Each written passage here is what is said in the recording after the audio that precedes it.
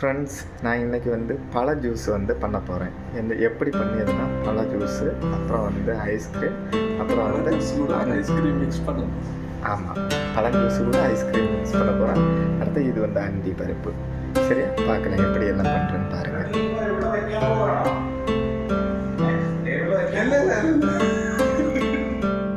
இந்த மாதிரி கட் பண்ணி போட்டுடுங்க. அடுத்து வந்து அண்டி பருப்பை சுற்றி போட்டுக்கோங்க. என்னெல்லாம் கஷ்டப்பட வேண்டியது இருக்குது உங்க ஒரு லைக்கு வேண்டி. சரி, இந்த மாதிரி ஐஸ்கிரீம் போட்டுடுங்க.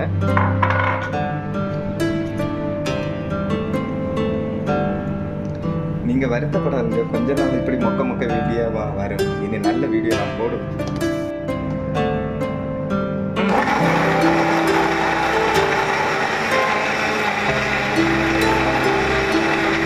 மறந்து போச்சு, பாலம் ஆட் பண்ண வேண்டாம். சரியா, பாஸ் அண்டி பருப்பை வந்து இந்த மாதிரி கட் பண்ணி வந்து போடணும். சரியா,